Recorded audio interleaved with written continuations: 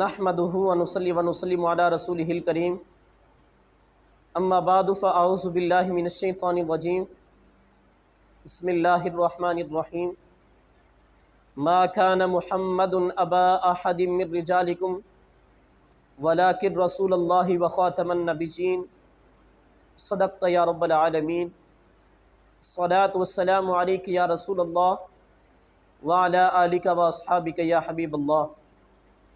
مختصر حمد و صلات کے بعد آج کی گفتگو ختم نبوت کے بارے میں ہے۔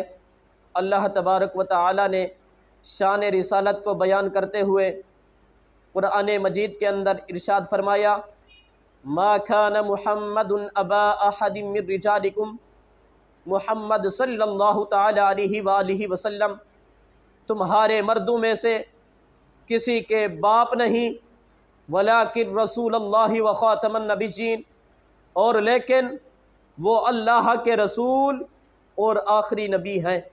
اس آیت کریمہ کے اندر اللہ تبارک و تعالی نے نبی کریم صلی اللہ تعالی علیہ وآلہ وسلم کی شان ختم نبوت کو بیان فرما کے لوگوں کو خبردار فرما دیا، لوگوں یاد رکھنا میرا نبی یہ آخری نبی ہے، ان کے بعد کوئی اور نبی نہیں آئے گا۔ اللہ کے رسول صلی اللہ تعالی علیہ وآلہ وسلم نے خود اس آیت کریمہ کی تفسیر بیان فرمائی اور ارشاد فرمایا، عن قریب میری امت میں 30 کذاب جھوٹے آئیں گے، ان میں سے ہر ایک یہ گمان کرے گا، ان میں سے ہر ایک یہ دعویٰ کرے گا کہ وہ نبی ہے۔ فرمایا انا خاتم النبیین لا نبی بعدی، میرے حضور نے ارشاد فرمایا میں آخری نبی ہوں، میرے بعد کوئی اور نبی نہیں۔ میرے حضور کے اس فرمان سے پتہ چلا آپ نے پہلے ہی لوگوں کو خبردار فرما دیا تھا، لوگوں یاد رکھنا میرا اس دنیا سے ظاہری پردہ فرمانے کے بعد اس دنیا کے اندر 30 کذاب آئیں گے، 30 جھوٹے آدمی آئیں گے، ان میں سے ہر ایک یہ دعویٰ کرے گا، ان میں سے ہر ایک یہ گمان کرے گا کہ وہ نبی ہے۔ میرے حضور نے فرمایا میں اللہ کا آخری نبی ہوں، میرے بعد کوئی اور نبی نہیں آئے گا۔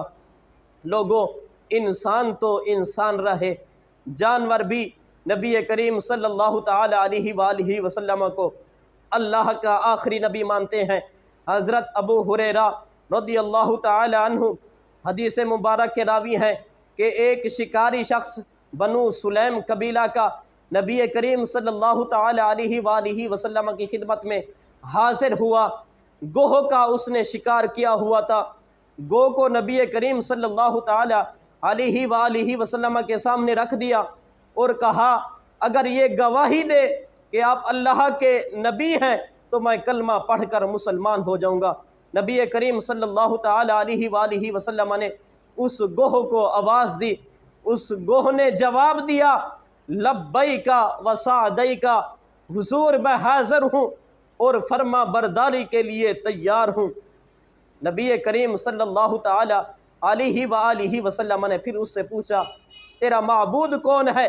اس نے کہا میرا معبود وہ ہے جس کا عرش آسمان میں ہے اور جس کی بادشاہی زمین پر ہے، جس کی رحمت جنت میں ہے اور جس کا عذاب جہنم میں ہے۔ میرے حضور نے فرمایا میں کون ہوں؟